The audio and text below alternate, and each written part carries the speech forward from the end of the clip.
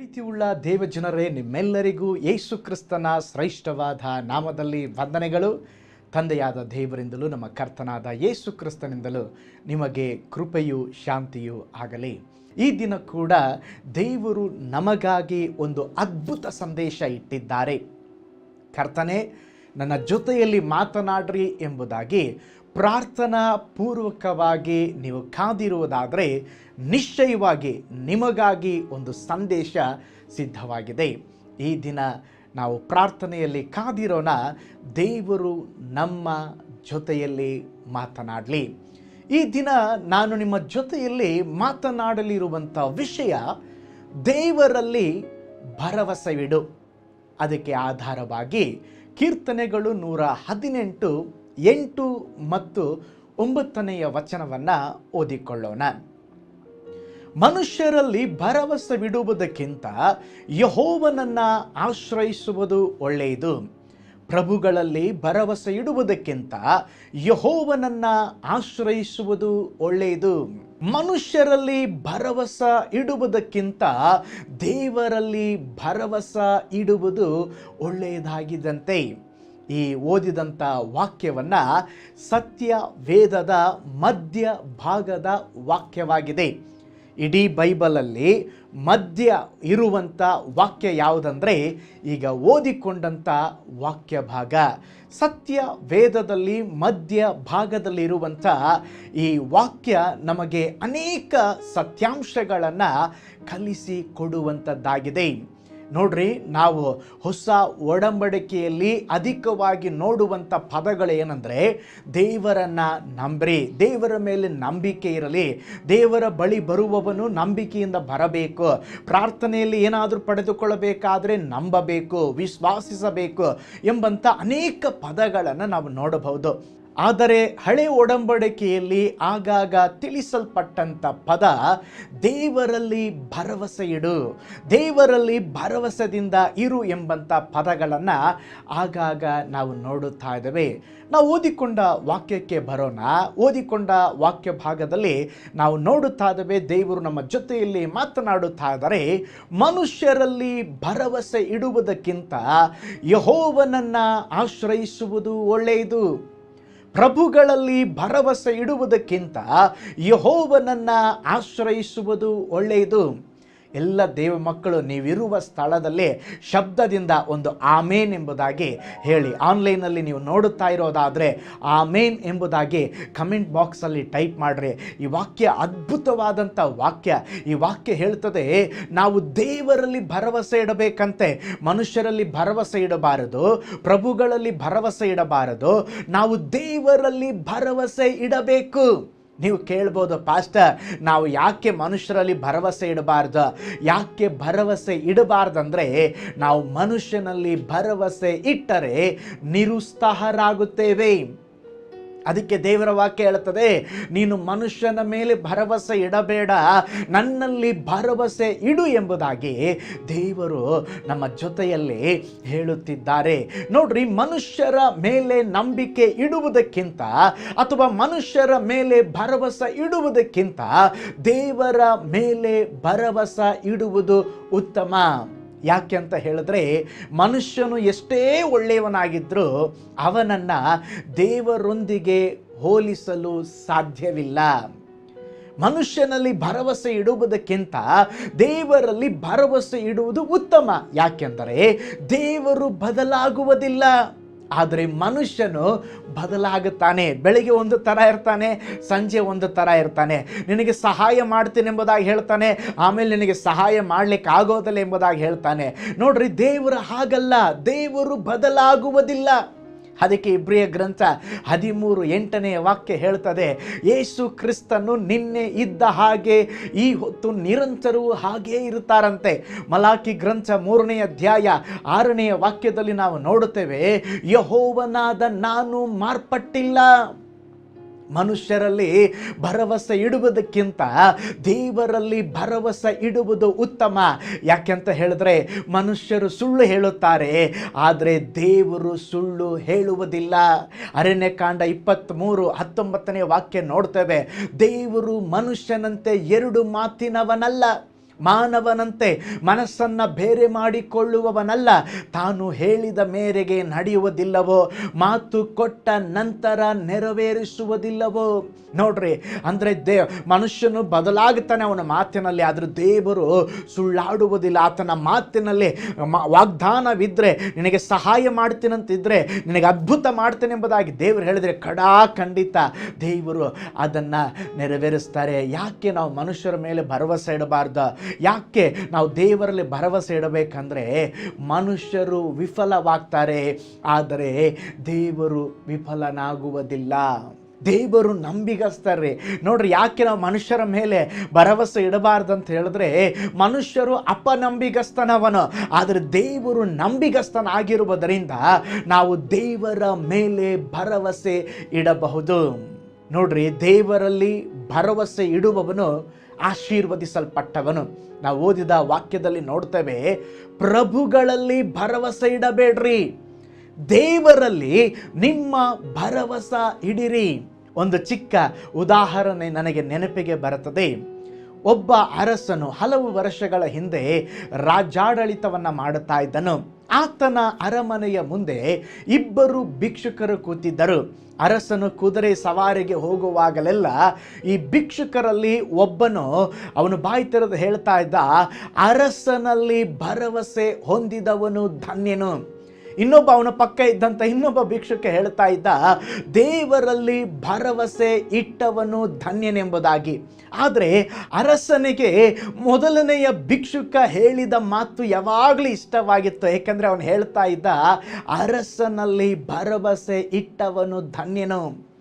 ಒಂದು ದಿನ ಈ ಅರಸನು ಏನು ಯೋಚನೆ ಮಾಡಿದಂದರೆ, ಈ ಭಿಕ್ಷುಕನಿಗೆ ಏನಾದರೂ ಒಂದು ಶ್ರೇಷ್ಠ ಬಹುಮಾನ ಕೊಡಬೇಕು. ನಾನು ಹೋಗುವಾಗಲೆಲ್ಲ ಅರಸನಿಂದ ಸ್ತೋತ್ರ ಆ ಅರಸನ ಮೇಲೆ ಭರವಸೆ ಇಟ್ಟವನು ಧನ್ಯನೆಂಬುದಾಗಿ ಹೇಳ್ತಾ ಇದ್ದಾನೆ, ಅವನಿಗೆ ಶ್ರೇಷ್ಠ ಬಹುಮಾನ ಕೊಡಬೇಕೆಂಬುದಾಗಿ ಬಯಸಿದ. ಅವನೇನು ಮಾಡಿದಂದರೆ, ಒಂದು ಕೇಕನ್ನು ತರಿಸಿ ಅದರೊಳಗೆ ಚಿನ್ನ, ಬೆಳ್ಳಿ, ವಜ್ರ ಎಲ್ಲ ಇಟ್ಟು, ನಾನು ನಾಳೆ ಕುದುರೆ ಸವಾರಿಗೆ ಹೋಗುವಾಗ ಆ ಕೇಕನ್ನು ಅವನಿಗೆ ಕೊಡೋನೆಂಬುದಾಗಿ ಮರುದಿನ ಆ ಕೇಕನ್ನು ಮೊದಲನೆಯ ಭಿಕ್ಷುಕನಿಗೆ ಕೊಟ್ಟನು. ಆ ಭಿಕ್ಷುಕನು ಅವನು ಆ ಕೇಕನ್ನು ತೆಗೆದುಕೊಂಡ ಮೇಲೆ ಅವನಿಗೆ ಹಣದ ಅವಶ್ಯಕತೆ ಇತ್ತು. ಅವನೇನು ಮಾಡಿದಂತ ಹೇಳಿದ್ರೆ, ಪಕ್ಕದಲ್ಲಿ ಇದ್ದಂಥ ಇನ್ನೊಬ್ಬ ಭಿಕ್ಷುಕನಿಗೆ ಅವನು, ನೀನು ನನಗೆ ಸ್ವಲ್ಪ ಹಣ ಕೊಟ್ಟರೆ ಈ ಕೇಕ್ ನಿನಗೆ ಕೊಟ್ಟು ಬಿಡ್ತೀನಿ ಎಂಬುದಾಗಿ ಹೇಳಿ ಆ ಕೇಕನ್ನು ಮಾರಿಬಿಟ್ಟ. ಎರಡನೆಯ ಆ ಭಿಕ್ಷುಕನು ಆ ಕೇಕನ್ನು ಮನೆಗೆ ತೆಗೆದುಕೊಂಡು ಹೋಗಿ ಕಟ್ ಮಾಡ್ತಾನೆ. ಕಟ್ ಮಾಡಿದಾಗ ಅದರ ಒಳಗಡೆ ಚಿನ್ನ, ಬೆಳ್ಳಿ, ವಜ್ರ ಎಲ್ಲವೂ ಇದೆ. ಅದನ್ನು ನೋಡಿ ಅವನಿಗೆ ಆಶ್ಚರ್ಯ ಆಯಿತು. ತಕ್ಷಣ ಬಾಯಿ ತೆರೆದು ಹೇಳ್ದ, ದೇವರಲ್ಲಿ ಭರವಸೆ ಇಟ್ಟವನು ಧನ್ಯನು ಎಂಬುದಾಗಿ ಹೇಳಿ ಅದನ್ನೆಲ್ಲವನ್ನು ಮಾರಿ ಸ್ತೋತ್ರ ಅವನ ಜೀವಿತವನ್ನು ಒಂದು ಸಮೃದ್ಧಿಯಲ್ಲಿ ಜೀವಿಸಲಿಕ್ಕೆ ಆರಂಭಿಸಿದ. ಮರುದಿನ ಅರಸನು ಕುದುರೆ ಸವಾರಿ ಮಾಡಿ ಹೊರಗೆ ಬರೆದು ನೋಡ್ತಾನೆ, ಮೊದಲ ಭಿಕ್ಷುಕನು ಮಾತ್ರ ಅಲ್ಲಿದ್ದ. ಅರಸನು ಬಂದು ತಕ್ಷಣ ಆ ಅರಸನಲ್ಲಿ ಭರವಸೆ ಇಟ್ಟವನು ಧನ್ಯನೆಂಬುದಾಗಿ ತಿರುಗಿ ಆ ಭಿಕ್ಷುಕ ಹೇಳಿದ. ಆಗ ಅವನ ಕೇಳ್ದ, ನಾನು ನಿನ್ನೆ ಕೊಟ್ಟ ಕೇಕನ್ನು ಏನು ಮಾಡಿದೆ? ಆಗ ಅವನು ಹೇಳ್ದ, ನನ್ನ ಹತ್ತಿರ ಒಬ್ಬ ಫ್ರೆಂಡ್ ಇದ್ನಲ್ಲ ರಾಜ, ಅವನಿಗೆ ನಾನು ಆ ಕೇಕನ್ನು ಮಾರಿಬಿಟ್ಟೆ. ಆಗ ಅರಸನಿಗೆ ನಿಜತ್ವದ ಸಂಗತಿ ಗೊತ್ತಾಯಿತು. ಅವನು ಸಹ ಬಾಯಿ ತೆರೆದು ಹೇಳಿದ, ಏನಂತ ಹೇಳಿದ್ರೆ, ಅರಸನಲ್ಲಿ ಭರವಸೆ ಇಟ್ಟವನು ಧನ್ಯನಲ್ಲ, ದೇವರಲ್ಲಿ ಭರವಸೆ ಇಟ್ಟವನು ಧನ್ಯನು. ಪ್ರೀತಿಯುಳ್ಳ ದೇವ ಮಕ್ಕಳೇ, ಅದಕ್ಕೆ ವಾಕ್ಯ ಹೇಳ್ತದೆ, ನಾವು ಪ್ರಭುಗಳಲ್ಲಿ ಭರವಸೆ ಇಡಬಾರ್ದಂತೆ. ಸ್ತೋತ್ರ, ನಾವು ಮನುಷ್ಯರಲ್ಲಿ ಭರವಸೆ ಇಡಬಾರ್ದಂತೆ, ನಾವು ದೇವರ ಮೇಲೆ ಭರವಸೆ ಇಡಬೇಕಂತೆ.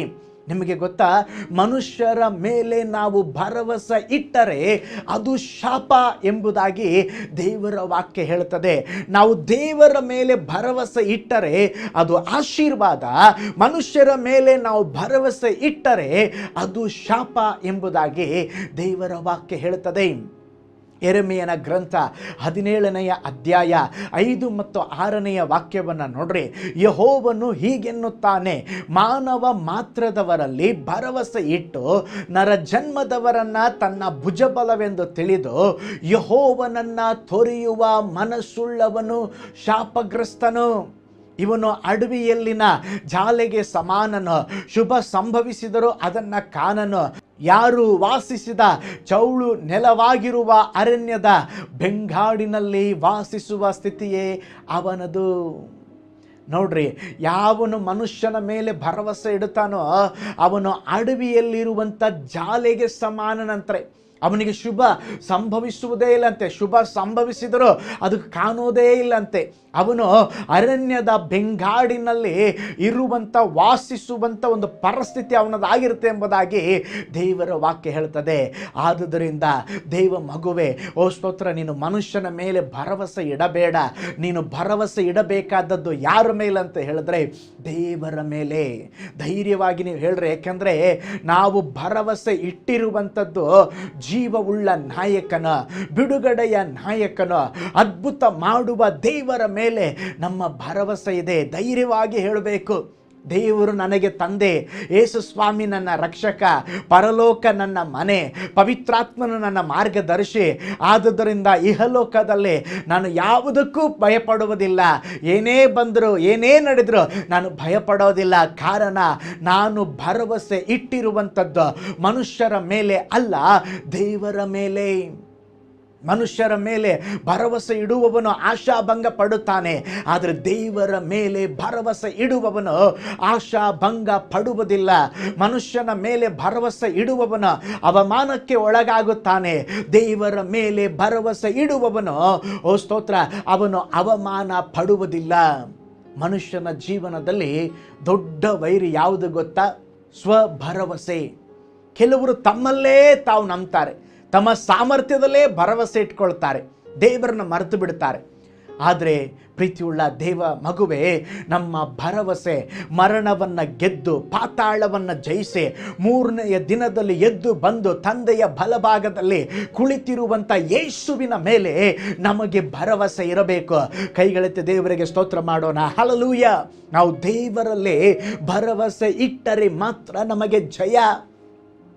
ನಾವು ದೇವರಲ್ಲಿ ಭರವಸೆ ಇಟ್ಟರೆ ಮಾತ್ರ ನಮಗೆ ಬಿಡುಗಡೆ. ಅದಕ್ಕೆ ಕೀರ್ತನೆಗಾರನ ಹೇಳ್ತಾನೆ, ಕೀರ್ತನೆ 27 ಮತ್ತು 8ನೇ ವಾಕ್ಯವನ್ನು ನೋಡ್ರಿ. ಕೆಲವರು ರಥ ಬಲದಲ್ಲಿ, ಕೆಲವರು ಅಶ್ವ ಬಲದಲ್ಲಿ ಹೆಚ್ಚಳ ಪಡುತ್ತಾರೆ, ನಾವಾದರೂ ನಮ್ಮ ದೇವರಾದ ಯೆಹೋವನಲ್ಲಿಯೇ. ಅವರು ಬಿದ್ದು ಹೋಗಿದ್ದಾರೆ, ನಾವಾದರೂ ಎದ್ದು ನಿಂತಿದ್ದೇವೆ. ನೋಡ್ರಿ, ಆ ವಾಕ್ಯ ಹೇಳ್ತದೆ, ರಥ ಬಲದಲ್ಲಿ ಅಶ್ವ ಬಲದಲ್ಲಿ ಹೆಚ್ಚಳ ಪಡುವವರು ಏನಾಗಿದ್ದಾರೆ? ಬಿದ್ದು ಹೋಗಿದ್ದಾರಂತೆ. ಆದರೆ ದೇವರ ಮೇಲೆ ಯಾರು ಭರವಸೆ ಇಟ್ಟಿದ್ದಾರೋ ಅವರು ಎದ್ದು ನಿಂತಿದ್ದಾರಂತೆ. ಕೈ ಎತ್ತಿ ಒಂದು ಆಮೇನ್ ಹೇಳ್ರಿ, ಹಲ್ಲೆಲೂಯಾ. ಒಂದು ಸ್ತೋತ್ರ ಹೇಳ್ರಿ, ಹಲ್ಲೆಲೂಯಾ. ಏಕೆಂದರೆ ರಥ ಬಲವನ್ನು ನೆಚ್ಚಿಕೊಂಡವನ, ಹಣ ಬಲವನ್ನು ನೆಚ್ಚಿಕೊಂಡವನ, ಸ್ವಬಲವನ್ನು ನೆಚ್ಚಿಕೊಂಡವನ ಅವನು ಬಿದ್ದು ಹೋಗ್ತಾನೆ. ಆದರೆ ದೇವರ ಮೇಲೆ ಯಾರು ನಂಬಿಕೆ ಇಟ್ಟಿರುತ್ತಾನೋ, ಭರವಸೆ ಇಟ್ಟಿರುತ್ತಾನೋ, ಅವನ ಜೀವನದಲ್ಲಿ ಅವನು ಸೋತು ಹೋಗುವುದಿಲ್ಲ. ಅವನು ಗೆದ್ದು, ಓ ಸ್ತೋತ್ರ, ಜಯಶಾಲಿಯಾಗಿ ಬಲಶಾಲಿಯಾಗಿ ಮಾರ್ಪಡುವಂಥವನಾಗಿದ್ದಾನೆ. ಪ್ರೀತಿಯುಳ್ಳ ದೇವ ಮಕ್ಕಳೇ, ನಮ್ಮ ಭರವಸೆ ಸಭೆಯ ಮೇಲೆ ಇರಬಾರದು. ನಮ್ಮ ಭರವಸೆ ಮನುಷ್ಯರ ಮೇಲೆ ಇರಬಾರದು. ನಮ್ಮ ಭರವಸೆ ಸಾಮರ್ಥ್ಯದ ಮೇಲೆ ಇರಬಾರದು. ನಮ್ಮ ಭರವಸೆ ಕೆಲಸದ ಮೇಲೆ ಇರಬಾರದು. ನಮ್ಮ ಭರವಸೆ ನಮ್ಮ ಸಂಬಳದ ಮೇಲೆ ಇರಬಾರದು. ನಮ್ಮ ಭರವಸೆ ಹಣದ ಮೇಲೆ ಇರಬಾರದು. ನಮ್ಮ ಭರವಸೆ ಆಸ್ತಿಯ ಮೇಲೆ ಇರಬಾರದು. ನಮ್ಮ ಭರವಸೆ ಇಂದು ಎಂದು ಬದಲಾಗದ ಸರ್ವಶಕ್ತನಾದ ದೇವರ ಮೇಲೆ ಇರಬೇಕು. ಕೈ ಎತ್ತಿ ದೇವರಿಗೆ ಸ್ತೋತ್ರ ಮಾಡಿ, ಹಲ್ಲೆಲೂಯಾ. ನಮ್ಮ ದೇವರು ಒಳ್ಳೆಯವನು, ಹಲ್ಲೆಲೂಯಾ. ನಮ್ಮ ಭರವಸೆ ದೇವರ ಮೇಲೆ ಇರುವಂಥದ್ದಾಗಲಿ. ಒಂದು ಸಾರಿ ಇಸ್ರಾಯೇಲರು ಕೆಂಪು ಸಮುದ್ರ ಮಾರ್ಗವಾಗಿ ಪ್ರಯಾಣ ಮಾಡುತ್ತಾ ಹಾಗೆಯೇ ಮುಂದಕ್ಕೆ ಹೋಗುವಾಗ ಅವರು ದೇವರಿಗೂ ಮತ್ತು ಮೋಶೆಗೂ ವಿರುದ್ಧವಾಗಿ ಗುಣಗುಟ್ಟಿದರು. ಆಗ ದೇವರು ಅವರ ಮಧ್ಯದಲ್ಲಿ ವಿಷ ಸರ್ಪಗಳನ್ನು ಕಳುಹಿಸಿಕೊಟ್ಟರು. ಆ ವಿಷ ಸರ್ಪಗಳು ಅನೇಕ ಜನರನ್ನು ಕಚ್ಚಿ ಅನೇಕ ಜನರು ಮರಣ ಹೊಂದಿದರು. ಆಗ ಜನರಿಗೆ ತಮ್ಮ ತಪ್ಪಿನ ಅರಿವಾಯಿತು. ಅವರು ತಿರುಗಿ ಮೋಶೆ ಬಳಿ ಬಂದು ಹೇಳ್ತಾ ಇದ್ದಾರೆ, ಮೋಶೆ, ನಾವು ಸಾಯ್ತಾ ಇದ್ದೇವೆ, ನಮಗಾಗಿ ಪ್ರಾರ್ಥನೆ ಮಾಡು. ಮೋಶೆ ಪ್ರಾರ್ಥನೆ ಮಾಡಿದ. ದೇವರು ಒಂದು ಆಲೋಚನೆಯನ್ನು ಕೊಟ್ಟರು. ಒಂದು ತಾಮ್ರದ ಸರ್ಪವನ್ನು ಮಾಡು, ಅದನ್ನು ಮಾಡಿ ನಿಲ್ಲಿಸು, ಅದನ್ನು ನೋಡಲಿಕ್ಕೆ ಹೇಳು. ಯಾರು ತಾಮ್ರದ ಸರ್ಪವನ್ನು ನೋಡುತ್ತಾರೋ ಅವರು ಬದುಕಿ ಉಳಿಯುತ್ತಾರೆ. ಮೋಶೆ ಹಾಗೇ ಮಾಡಿದ. ಆ ತಾಮ್ರದ ಸರ್ಪವನ್ನ ಲಕ್ಷ್ಯವಿಟ್ಟು ನೋಡಿದವರು ಮಾತ್ರ ಬದುಕಿಕೊಂಡರು. ಪ್ರೀತಿಯುಳ್ಳ ದೇವ ಜನರೇ, ನೋಡಬೇಕಾದದ್ದನ್ನು ನೋಡಿದರೆ ಮಾತ್ರ ರಕ್ಷಣೆ.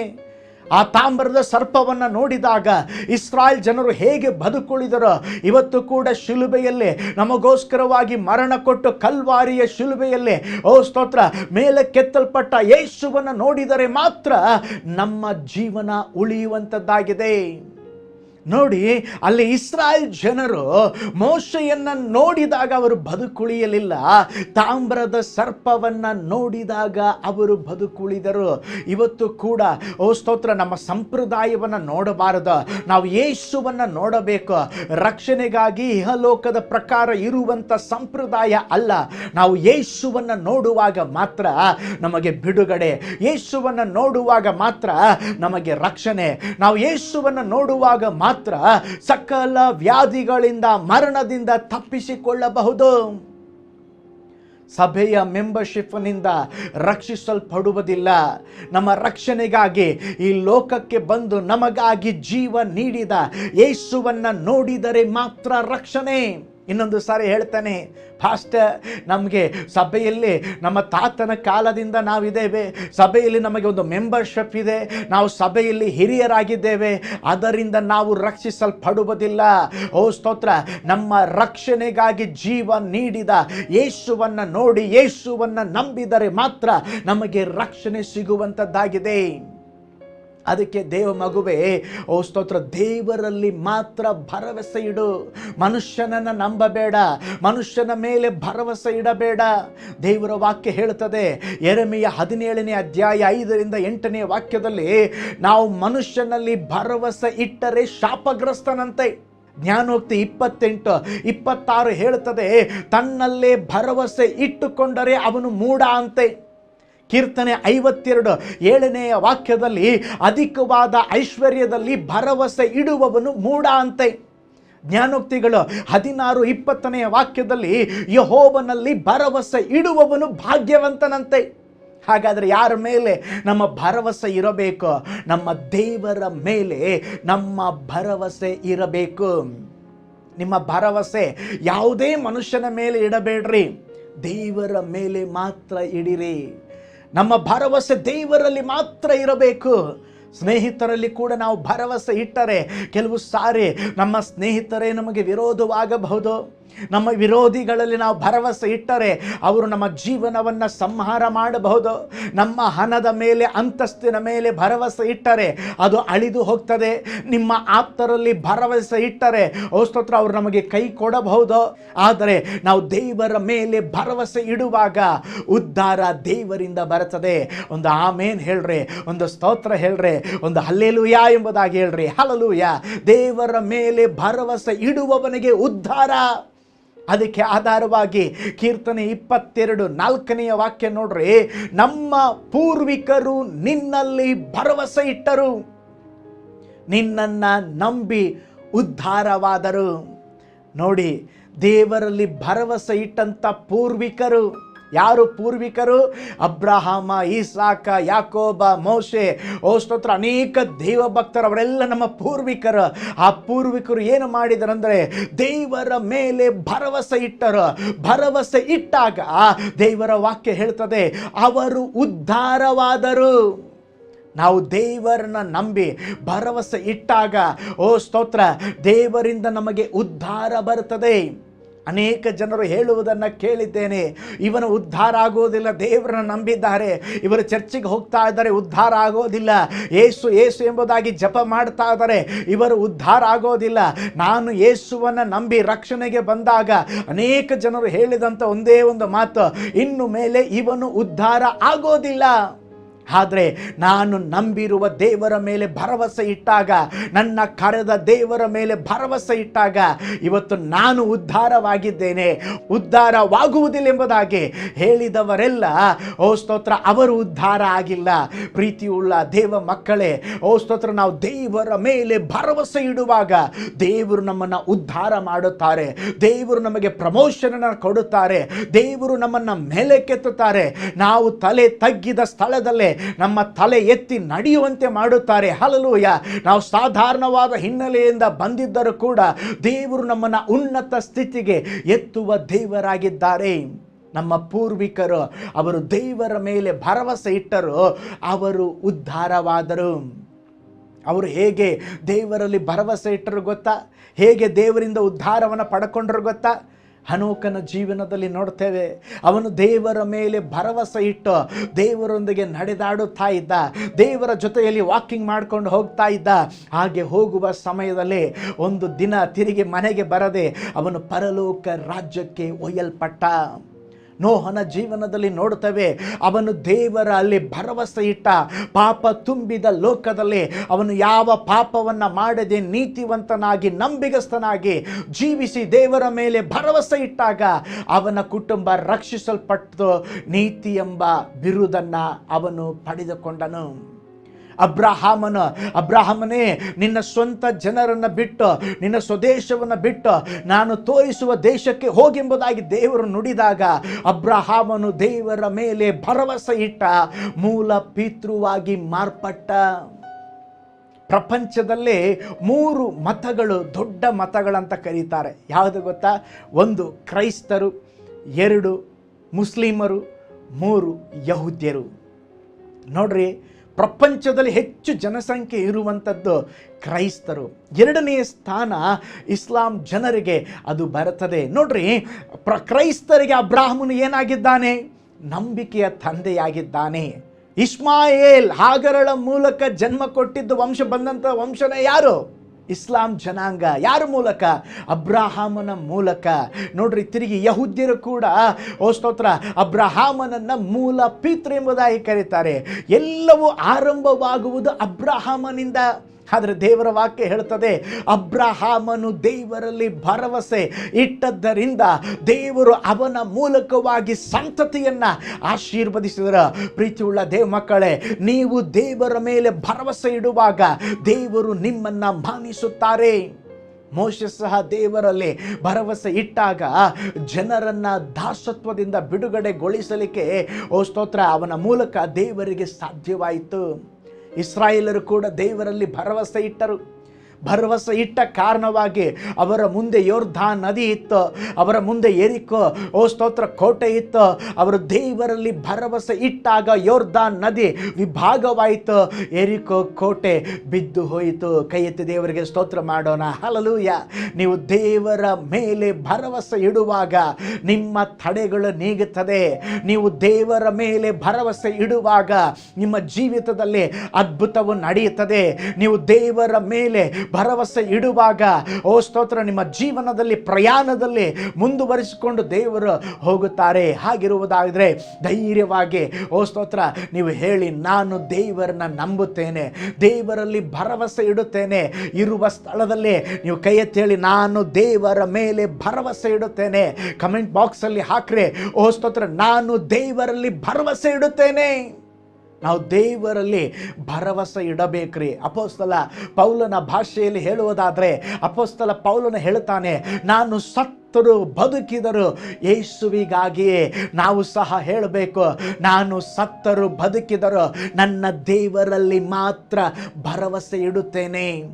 ಸಂಗತಿಗಳು ವಿಭಿನ್ನವಾಗಿದ್ದರು ನಾನು ದೇವರಲ್ಲಿ ಭರವಸೆ ಇಡುತ್ತೇನೆ. ಆರೋಗ್ಯ ಇರಲಿ, ಅನಾರೋಗ್ಯ ಬರಲಿ, ಸ್ತೋತ್ರ ನಾನು ದೇವರಲ್ಲಿ ಭರವಸೆ ಇಡುತ್ತೇನೆ. ಕೆಲಸ ಇರಲಿ, ಇಲ್ಲದೆ ಹೋಗಲಿ, ನಾನು ದೇವರ ಮೇಲೆ ಭರವಸೆ ಇಡುತ್ತೇನೆ. ಏನೇ ಸಂಭವಿಸಿದರು, ಏನೇ ಆದರೂ ನಾನು ಮಾತ್ರ ದೇವರಲ್ಲಿ ಭರವಸೆ ಇಡುತ್ತೇನೆ. ಯೋಬನು ಹೇಳುತ್ತಾನೆ, ದೇವರು ನನ್ನನ್ನು ಕೊಂದು ಹಾಕಿದರು, ನಾನು ದೇವರ ಮೇಲೆ ಭರವಸೆ ಇಡುತ್ತೇನೆ. ಸ್ತೋತ್ರ. ಶದ್ರಕ್ ಮೆಷಕ್ ಅಬೇದನಗೋ ಅವರು ಹೇಳ್ತಾ ಇದ್ದಾರೆ, ದೇವರ ಚಿತ್ತವಿದ್ದರೂ ಇಲ್ಲದಿದ್ದರೂ ನಾವು ಮಾತ್ರ ಪ್ರತಿಭೆಗೆ ಅಡ್ಡ ಬೀಳುವುದಿಲ್ಲ, ದೇವರಲ್ಲೇ ಭರವಸೆ ಇಡುತ್ತೇನೆ. ಎಲ್ಲರೂ ಬಲಗೈಯನ್ನ ಮೇಲೆ ಕೆತ್ತಿ ಹೇಳ್ರಿ, ಸ್ತೋತ್ರ. ಎಲ್ಲರೂ ಹೇಳಿ ಹಲ್ಲೆಲೂಯಾ. ಕೇವಲ ವೀಕ್ಷಕರಾಗಿ ಅಲ್ಲ, ಕೈ ಎತ್ತಿ ಹೇಳಿ, ದೇವರೇ ನಾನು ನಿನ್ನನ್ನ ಭರವಸೆ ಇಡುತ್ತೇನೆ, ನಾನು ನಿನ್ನನ್ನ ನಂಬುತ್ತೇನೆ, ನಾನು ನಿನ್ನಲ್ಲಿ ಭರವಸೆ ಇಡುತ್ತೇನೆ ಸ್ವಾಮಿ, ನನಗೆ ಸಹಾಯ ಮಾಡ್ರಿ ಎಂಬುದಾಗಿ ಹೇಳ್ರಿ. ನಿಶ್ಚಯವಾಗಿ ದೇವರು ನಿಮಗೆ ಸಹಾಯ ಮಾಡುತ್ತಾರೆ. ನಾವು ಹೇಗೆ ದೇವರ ಮೇಲೆ ಭರವಸೆ ಇಡಬೇಕ್ರಿ? ಜ್ಞಾನೋಕ್ತಿಗಳ ಗ್ರಂಥ 3ನೇ ಅಧ್ಯಾಯ 5ನೇ ವಾಕ್ಯ ಹೇಳುತ್ತದೆ, ಸ್ವಬುದ್ಧಿಯನ್ನೇ ಆಧಾರ ಮಾಡಿಕೊಳ್ಳದೆ ಪೂರ್ಣ ಮನಸ್ಸಿನಿಂದ ಯೆಹೋವನಲ್ಲಿ ಭರವಸೆ ಇಡು.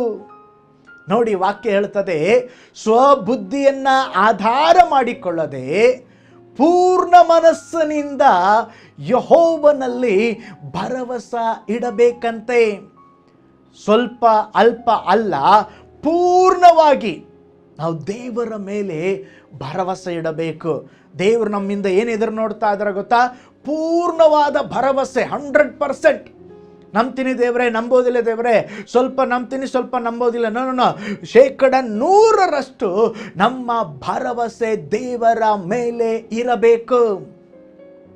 ಒಂದು ಸಾರಿ ಅಲೆಕ್ಸಾಂಡರ್ ದಿ ಗ್ರೇಟ್, ಅವನನ್ನು ನೋಡಿಕೊಳ್ಳುವಂಥ ಒಬ್ಬ ವೈದ್ಯನಿದ್ದ, ಊಟ ಕೊಡ್ತಾ ಇದ್ದ, ಅವನೆಲ್ಲ ನೋಡ್ಕೊಳ್ತಾ ಇದ್ದ. ಆ ವೈದ್ಯನಿಗೆ ಒಬ್ಬ ವಿರೋಧಿ ಇದ್ದ. ಅವನು ಒಂದು ಪತ್ರವನ್ನು ಈ ಅಲೆಕ್ಸಾಂಡರ್ಗೆ ಬರೆದು, ರಾಜನೇ, ನೀನು ಇಟ್ಟುಕೊಂಡಿರುವ ನಿನಗೆ ಊಟ ಕೊಡುವ ಇರುವಂಥ ವೈದ್ಯ ನಿನಗೆ ಕೊಡುವ ಊಟದಲ್ಲಿ ಅವನು ವಿಷವನ್ನು ಇವತ್ತು ಹಾಕಿದ್ದಾನೆ, ಅದನ್ನು ತಿನ್ನಬೇಡ, ಎಚ್ಚರವಾಗಿರು. ಇದನ್ನು ಓದಿದಾಗ ಅಲೆಕ್ಸಾಂಡರ್ಗೆ ಬಹಳ ಶಾಕ್ ಆಯಿತು. ಪ್ರತಿನಿತ್ಯ ಅವನನ್ನೇ ನಂಬಿದ್ದೇನೆ, ಅವನೇ ನನಗೆ ಊಟ ಕೊಡ್ತಾನೆ, ಅವನೇ ನನಗೆ ಔಷಧಿ ಕೊಡ್ತಾನೆ, ಹೀಗಾದರೆ ಹೇಗೆಂಬುದಾಗಿ ಅವನು ಆ ದಿನದ ಊಟವನ್ನು, ಔಷಧಿಯನ್ನು ಕೊಡಲಿಕ್ಕೆ ಬಂದಾಗ ಅವನ ಮೇಲೆ ಸ್ವಲ್ಪ ಡೌಟ್ ಪಟ್ಟು, ಸಂಶಯ ಪಟ್ಟು ಅವನು ಹೇಳ್ದ, ಮೊದಲು ಇದನ್ನು ನೀನು ತೆಗೆದುಕೋ, ಆಮೇಲೆ ನಾನು ತೆಗೆದುಕೊಳ್ತೇನೆ. ಅವನು ತೆಗೆದುಕೊಂಡ. ಆಗ ಅವನ ಮೇಲೆ ನಂಬಿಕೆ ಬಂದು ಆಮೇಲೆ ಇವನು ಊಟವನ್ನು, ಔಷಧಿಯನ್ನು ತೆಗೆದುಕೊಂಡ. ನೋಡ್ರಿ, ಅವನ ಮೇಲೆ ಭರವಸೆ ಇಟ್ಟ. ಯಾವಾಗ? ಅವನು ಊಟ ಮಾಡಿದ ಮೇಲೆ, ಅವನ ಔಷಧಿಯನ್ನು ತೆಗೆದುಕೊಂಡ ಮೇಲೆ. ಇದೇ ಸಂಶಯಾಸ್ಪದಕವಾಗಿ ಇರುವಂಥ ಭರವಸೆ. ಇದು ಪೂರ್ಣವಾದ ಭರವಸೆ ಅಲ್ರಿ, ಅರ್ಧಮರ್ಧ ನಂಬುವಂಥದ್ದನ್ನು ಇದು ತೋರಿಸುವಂಥದ್ದಾಗಿದೆ. ಆದರೆ ನಾವು ಓದಿಕೊಂಡ ವಾಕ್ಯದಲ್ಲಿ ನಾವು ನೋಡ್ತೇವೆ, ಪೂರ್ಣ ಮನಸ್ಸಿನಿಂದ ಏನೇ ನಡೆದ್ರು, ಏನೇ ಆದರೂ ನಾವೇನು ಮಾಡಬೇಕು? ಪೂರ್ಣವಾಗಿ ದೇವರ ಮೇಲೆ ಭರವಸೆ ಇಡಬೇಕು. ನಮ್ಮ ಭರವಸೆ ಸಂಶಯದಿಂದ ಇರಬಾರದು. ಯೆಹೋಶುವನಿಗೆ ಜನರಿಗೆ ದೇವರು ಹೇಳಿದರು, ನೀವು ಸಿದ್ಧವಾಗ್ರಿ, ಇವತ್ತು ನಿಮ್ಮನ್ನು ಸ್ತೋತ್ರ ಪರಿಶುದ್ಧಪಡಿಸಿಕೊಳ್ಳ್ರಿ, ನಾಳೆ ದೇವರು ನಿಮಗೆ ಅದ್ಭುತ ಮಾಡ್ತಾರೆ. ಯೆಹೋಶುವನೊಟ್ಟಿಗೆ ದೇವರು ಹೇಳ್ತಾ ಇದ್ದಾರೆ, ದೇವರೇ, ಮುಂದೆ ಯೋರ್ದಾನ್ ನದಿ ಇದೆ, ನಾವು ಅದನ್ನು ದಾಟಬೇಕು, ಏನು ಮಾಡಬೇಕು, ನೀವು ನಮಗೆ ಐಡಿಯಾ ಕೊಡ್ರಿ. ದೇವರು ಮಾತಾಡ್ತಾ ಇದ್ದಾರೆ, ಮಂಜೂಷ ಪೆಟ್ಟಿಗೆಯನ್ನು ಹೊತ್ತುಕೊಂಡು ಯಾಜಕರನ್ನು ನೀರಿನಲ್ಲಿ ಕಾಲಿಡುವುದಕ್ಕೆ ಹೇಳುವುದಾಗಿ ಸ್ತೋತ್ರ ದೇವರು ಯೆಹೋಶುವನಿಗೆ ಹೇಳಿದರು. ನೋಡ್ರಿ, ಆ ಟೈಮ್ ಯಾವ ಸಮಯ ಅಂದರೆ ಆ ಯೋರ್ದಾನ್ ನದಿ ದಡಮೀರಿ ಹರಿತಾ ಇತ್ತಂತೆ. ಪ್ರವಾಹದ ನೀರು ಹೆಂಗೆ ಕೊಚ್ಕೊಂಡು ಹೋಗ್ತಾ ಇರ್ತದೋ ಆ ಥರವಾಗಿರುವಂಥ ನೀರು. ಈಗ ಯಾಜಕರು ಏನು ಮಾಡಬೇಕು? ಮಂಜೂಷೆ ಪೆಟ್ಟಿಗೆ ತಗೊಂಡು ತಮ್ಮ ಕಾಲನ್ನು ಅದ್ರ ಮೇಲೆ ಇಡಬೇಕು. ಮುಂಚೆನೇ ದೇವರು ಹೇಳಿಲ್ಲ, ನೀವು ಅದರಲ್ಲಿ ಕಾಲಿಡ್ರಿ, ಯೋರ್ದಾನ್ ನದಿಯನ್ನು 2 ವಿಭಾಗ ಮಾಡ್ತೀನಂತ ದೇವರು ಅವ್ರಿಗೆ ಹೇಳಿಲ್ಲ. ಅಲ್ಲಿ ಏನು ನಡೀತಾ ಇದೆ ಎಂಬುದಾಗಿ ಕೂಡ ಅವರಿಗೆ ಗೊತ್ತಿಲ್ಲ. ಆ ಸಮಯದಲ್ಲಿ ನಾವು ನೋಡ್ತೇವೆ, ಆ ಯೆಹೋಶುವನು ದೇವರು ತಿಳಿಸಿದ ಹಾಗೆ ಅವನದಕ್ಕೆ ಒಪ್ಪಿಕೊಂಡು ಅವನು ಯಾಜಕರನ್ನು ಸಿದ್ಧಗೊಳಿಸಿ ಮಂಜೂಷವನ್ನು ಹೊತ್ಕೊಳ್ಳಿಕ್ಕೆ ಹೇಳಿ ಅವರು ಯೋರ್ದಾನ್ ನದಿಯಲ್ಲಿ ಕಾಲಿಟ್ಟಾಗ ಆ ನದಿಯು 2 ವಿಭಾಗವಾಯಿತು. ಒಣ ನೆಲದಲ್ಲಿ ನಡೆದುಕೊಂಡು ಹೋದರು. ನೋಡ್ರಿ, ಅವರು ಸಂಶಯ ಪಟ್ಟಿದ್ರೆ, ಸ್ವಾಮಿ ನಾವು ಕಾಲಿಡ್ತೇವೆ, ಯಾಜಕರು ಕೊಚ್ಕೊಂಡು ಹೋಗ್ಬಿಟ್ರೆ, ಯಾಜಕರು ನೀರು ಹೊಡ್ಕೊಂಡು ಹೋಗ್ಬಿಟ್ರೆ ನಾವೇನು ಮಾಡೋದು? ಸಂಶಯ ಪಡಲಿಲ್ಲ. ದೇವರು ಏನು ಹೇಳಿದ್ರು ಅದನ್ನು ಮಾಡಿದ್ರು. ದೇವರ ಮೇಲೆ ಭರವಸೆ ಇಟ್ಟರು, ಅವರ ತಡೆಗಳು ನೀಗಿ ಹೋಯಿತು. ಪ್ರೀತಿ ಉಳ್ಳ ದೇವ ಮಕ್ಕಳೇ, ಯಾವಾಗಲೂ ನಮ್ಮ ದೇವರು ನಮಗೆ ವ್ಯತ್ಯಸ್ತವಾಗೇ ಹೇಳ್ತಾರೆ, ವ್ಯತ್ಯಸ್ತವಾಗೇ ಮಾಡಲಿಕ್ಕೆ ಸೂಚಿಸ್ತಾರೆ. ಓ ಸ್ತೋತ್ರ, ನಮ್ಮ ಭರವಸೆ ಸಂಶಯವಾಗಿ ಇರಬಾರದು. ನಾವು ದೇವರನ್ನು ಅರ್ಧಮರ್ಧ ಭರವಸೆ ಇಡಬಾರ್ದ್ರಿ. ನಮ್ಮ ಭಾಷೆಯಲ್ಲಿ ಹೇಳೋದಾದರೆ ನಾವು ದೇವರನ್ನು ಪೂರ್ಣವಾಗಿ ಭರವಸೆ ಇಡಬೇಕು. ಕೆಲವರು ಹೇಳ್ತಾರೆ, ಪಾಸ್ಟರ್ ನಾನು ದೇವರ ಮೇಲೆ ಭರವಸೆ ಇಡುವುದಕ್ಕೆ ಟ್ರೈ ಮಾಡ್ತಾ ಇದ್ದಾನೆ. ನೋ, ಟ್ರೈ ಮಾಡಬೇಡ್ರಿ, ಯಾವಾಗಲೂ ಟ್ರಸ್ಟ್ ಮಾಡಿರಿ. ಟ್ರೈ ಮಾಡಬೇಡ್ರಿ, ಯಾವಾಗಲೂ ಟ್ರಸ್ಟ್ ಮಾಡಿರಿ. ದೇವರೇ, ಯಾವಾಗಲೂ ನಿನ್ನಲ್ಲಿ ನಾನು ಭರವಸೆ ಇಡುತ್ತೇನೆ, ನಿನ್ನಲ್ಲಿ ನಾನು ನಂಬುತ್ತೇನೆ. ಪ್ರೀತಿ ಉಳ್ಳ ದೇವ ಮಕ್ಕಳೇ, ನಾವು ದೇವರಲ್ಲಿ ಭರವಸೆ ಇಡಬೇಕು. ವಾಕ್ಯ ಏನು ಹೇಳ್ತದೆ ಗೊತ್ತಾ? ಕೀರ್ತನೆ 62:8 ವಾಕ್ಯವನ್ನು ನೋಡ್ರಿ. ಜನರೇ, ಯಾವಾಗಲೂ ಆತನನ್ನೇ ನಂಬಿ ನಿಮ್ಮ ಹೃದಯವನ್ನ ಆತನ ಮುಂದೆ ಬಿಚ್ಚಿರಿ. ದೇವರು ನಮ್ಮ ಆಶ್ರಯವು. ಇಂಗ್ಲಿಷ್ ಭಾಷೆಯಲ್ಲಿ ಬಹಳ ಚೆನ್ನಾಗಿದೆ, trust in him at all times. ದೇವರ ಮೇಲೆ ನಿನಗೆ ಮನಸ್ಸು ಬಂದಾಗ ಮಾತ್ರ ಅಲ್ಲಪ್ಪ, ಎಲ್ಲ ಸಮಯದಲ್ಲಿ ನಾವು ದೇವರ ಮೇಲೆ ಭರವಸೆ ಇಡಬೇಕು. ಮನಸ್ಸು ಬಂದಾಗ ಮಾತ್ರವಲ್ಲ, ಏನೋ ಒಂದು ಕೆಲಸ ನಡಿಬೇಕಂದಾಗ ಮಾತ್ರವಲ್ಲ, ಎಲ್ಲ ಸಮಯದಲ್ಲಿ ಓ ಸ್ತೋತ್ರ, ನಾವು ದೇವರ ಮೇಲೆ ಪೂರ್ಣವಾಗಿ ಭರವಸೆ ಇಡಬೇಕು. ನನ್ನ ಭವಿಷ್ಯ ದೇವರ ಕೈಯಲ್ಲಿದೆ, ನನ್ನ ಜೀವನ ದೇವರ ಕೈಯಲ್ಲಿದೆ, ನನ್ನ ಮಕ್ಕಳ ಜೀವನ ದೇವರ ಕೈಯಲ್ಲಿದೆ. ದೇವರು ನೋಡಿಕೊಳ್ಳುತ್ತಾನೆ, ದೇವರು ನಡೆಸುತ್ತಾರೆ, ನಾನು ನನ್ನ ದೇವರನ್ನ ನಂಬುತ್ತೇನೆ ಅನ್ನುವಂಥದ್ದೇ ನಿಜವಾದ ಭರವಸೆ. ಅನೇಕ ಜನರು ದೇವರಲ್ಲಿ ಭರವಸೆ ಇಡ್ತಾರೆ. ಯಾವಾಗ ಗೊತ್ತಾ? ಅವರ ಮುಂದೆ ಬೆಳಕಿರಬೇಕು, ಅವರ ಜೀವನದಲ್ಲಿ ಕತ್ತಲೆಯ ಅನುಭವ ಇರಬಾರದು. ಅವರ ಮುಂದೆ ಆಲ್ರೆಡಿ ದೇವರು ಮಾರ್ಗ ತೆರೆದಿಟ್ಟಿರಬೇಕು, ಬಾಗಿಲುಗಳು ಮುಚ್ಚಿರಬಾರದು. ಆಗ ಅವರು ಹೇಳ್ತಾರೆ, ದೇವರೇ, ನಾನು ನಿನ್ನನ್ನು ಟ್ರಸ್ಟ್ ಮಾಡ್ತೇನೆ, ನಾನು ನಿನ್ನಲ್ಲಿ ಭರವಸೆ ಇಡ್ತೇನೆ. ಬ್ಯಾಂಕ್ ಅಕೌಂಟಲ್ಲಿ ಹಣ ಇರಬೇಕು. ಜೀರೋ ಬ್ಯಾಲೆನ್ಸ್ ಇದ್ದರೆ ನಾನು ಭರವಸೆ ಇಡೋದಿಲ್ಲ ದೇವರೇ. ತುಂಬಿ ತುಳುಕುವ ಅನುಭವ ಇದ್ದರೆ ಮಾತ್ರ ಭರವಸೆ ಇಡ್ತೇನೆ. ಎಲ್ಲ ಓಕೆ ಆಗಿರಬೇಕು, ಎಲ್ಲ ಸರಿ ಇರಬೇಕು, ಸ್ವಲ್ಪವೂ ಕಷ್ಟವಿರಬಾರದು, ರಸ್ತೆ ಅಂಕು ಡೊಂಕವಾಗಿರಬಾರದು. ಆವಾಗ ಮಾತ್ರ ದೇವರೇ ನಾನು ನಿನ್ನಲ್ಲಿ ಭರವಸೆ ಇಡುತ್ತೇನೆ. ನೋ, ಇಸ್ರಾಯೇಲ್ ಜನರನ್ನ ನೋಡ್ರಿ, ದೇವರು ಅವರನ್ನು ಯಾವಾಗ ಭರವಸೆ ಇಡ್ಲಿಕ್ಕೆ ಹೇಳಿದ್ರೆ ಗೊತ್ತಾ? ಮುಂದೆ ದಾರಿ ಕಾಣದ ಸಮಯದಲ್ಲಿ ಅವತ್ತೇನು ನಡೀತದೆ ಎಂಬುದಾಗಿ ಅವರಿಗೆ ಗೊತ್ತಿಲ್ಲ, ಅದನ್ನು ಹೇಗೆ ಸ್ತೋತ್ರ ಜಯ ಹೊಂದುತ್ತಾರೆ ಎಂಬುದಾಗಿ ಗೊತ್ತಿಲ್ಲ. ದೇವರು ಒಂದೊಂದು ದಿವಸವೂ ಸ್ತೋತ್ರ ಅವರು ನನ್ನನ್ನು ನಂಬಲಿ, ನನ್ನ ಮೇಲೆ ಭರವಸೆ ಇಡಬೇಕೆಂಬಂಥ ಒಂದೊಂದು ಕಾರ್ಯಗಳನ್ನು ಇಸ್ರಾಯೇಲ್ ಜನರಿಗೆ ತೋರಿಸಿಕೊಟ್ಟರು. ಭರವಸೆ ಅಂದರೆ ಏನು ಗೊತ್ತೇನ್ರಿ? ದೇವ್ರ ಮೇಲೆ ಹೇಗೆ ನಂಬಬೇಕು ಗೊತ್ತಾ? ಈಗ ನಿಮ್ಮ ಸ್ವಿಮ್ಮಿಂಗ್ ಪೂಲ್ ಮೇಲೆ ದೇವರು ಜಂಪ್ ಮಾಡಲಿಕ್ಕೆ ಹೇಳಿದಾರಂತ ಹೇಳಿದ್ರೆ, ಸ್ವಿಮ್ಮಿಂಗ್ ಪೂಲ್ ಒಳಗೆ ನೀವೇನು ಮಾಡಬೇಕಂದ್ರೆ ಫಸ್ಟು ಅದರಲ್ಲಿ ನೀರು ಇದೆಯೋ ಇಲ್ವಂತ ನೋಡಬಾರ್ದ್ರಿ. ಅವ್ರು ಜಂಪ್ ಮಾಡಲಿಕ್ಕೆ ಹೇಳ್ತಾರ, ನೀರು ಇರಲಿ ಬಿಡಲಿ ಜಂಪ್ ಮಾಡಬೇಕು. ಇದೇ ರೀ ದೇವ್ರ ಮೇಲೆ ಭರವಸೆ ಇಡೋದು ಅಂತ ಹೇಳಿದ್ರೆ. ಎಲ್ಲ ನೋಡಿ, ಓ ನೀರಿದೆ, ಬಿದ್ದರೆ ಏನಾಗೋದಿಲ್ಲ, ಕಣ್ಣು ಮುಚ್ಕೊಂಡು ಬ್ಲೈಂಡ್, ಓ ಸ್ತೋತ್ರ ಕುರುಡು ನಂಬಿಕೆ ಅಂತ ಹೇಳ್ತಾರೆ ನೋಡ್ರಿ. ಅದೇ ವಿಧದಲ್ಲಿ ಓ ಸ್ತೋತ್ರ ನಾವು ದೇವರ ಮೇಲೆ ಭರವಸೆ ಇಡಬೇಕು. ಒಂದು ಚಿಕ್ಕ ಉದಾಹರಣೆ ನನಗೆ ನೆನಪಿಗೆ ಬರ್ತದೆ. ಒಬ್ಬ ವ್ಯಕ್ತಿ, ಅವು ಬಹಳ ಓ ಸ್ತೋತ್ರ ದೇವಭಕ್ತನ್ರಿ, ಪರ್ವತವನ್ನು ಹತ್ತಿ ಹಾಗೆ ಹೋಗುವಾಗ ದಿಢೀರ್ ಎಂಬುದಾಗಿ ಕೈ ಸ್ಲಿಪ್ಪಾಗಿ ಬೀಳುವುದಕ್ಕೆ ಆರಂಭಿಸಿದ. ತಕ್ಷಣ ಕೂಗಿ ಹೇಳಿದ, ದೇವರೇ ನನ್ನನ್ನು ಕಾಪಾಡು. ಅವನು ಕೂಗೋದಕ್ಕೂ ಅವನು ತಿರುಗಿ ಜಾರಿ ಕೆಳಗಡೆ ಬೀಳ್ತಾ ಇದ್ದ ಒಂದು ಮರದ ಕೊಂಬೆ ಅವನಿಗೆ ಸಿಕ್ತು. ನೋಡಿದ್ರೆ ರಾತ್ರಿ ಸಮಯ. ಅವನು ಹೇಳಿದ, ದೇವರೇ ನಾನು ನಿನ್ನ ಭಕ್ತಪ್ಪ, ದೇವರೇ ನೀನು ಏನೇ ಹೇಳಿದ್ರು ನಾನು ಇಷ್ಟರವರೆಗೆ ಕೇಳಿದ್ದೇನೆ, ದಯಮಾಡಿ ನನ್ನ ಜೀವನ ನನ್ನ ಪ್ರಾಣವನ್ನು ಕಾಪಾಡಪ್ಪ. ಈಗ ನಾನು ಇದು ತಪ್ಪಿಸ್ಕೊಂಡು ಕೆಳಗಡೆ ಇದು ಬಿದ್ದುಬಿಟ್ರೆ ನಾನು ಸತ್ತೋಗ್ಬಿಡ್ತೇನೆ, ಹೆಂಗಾದರೂ ಕಾಪಾಡಪ್ಪ. ದೇವರು ಮಾತನಾಡಲಿಕ್ಕೆ ಆರಂಭಿಸಿದರು, ಮಗನೇ ನೀ ನನ್ನ ಭಕ್ತ ಅಲ್ವಾ, ನಾನು ನಿನ್ನ ಕಾಪಾಡ್ತೇನಪ್ಪ. ಅವನು ಹೇಳ್ದ, ನನ್ನ ಮೇಲೆ ನಿನಗೆ ಭರವಸೆ ಇದೆಯಾ ಮಗನೇ? ದೇವರೇ 100% ಸ್ವಾಮಿ, ಈಗ ನಾನು ಕೂಗಿಕೊಂಡಿದ್ದಕ್ಕೆ ನನ್ನ ಜೀವ ಉಳಿದಿದೆ, ನಿನ್ನನ್ನು ಕರೆದಿದ್ದಕ್ಕೆ ನನ್ನ ಜೀವ ಉಳಿದಿದೆ, ನಿನ್ನನ್ನೇ ನಾನು 100% ನಂಬಿದ್ದೇನೆ ಸ್ವಾಮಿ. ಓಕೆ, ನೀನು ನನ್ನನ್ನು 100% ನಂಬಿದ್ದೀಯ ಮಗನೇ.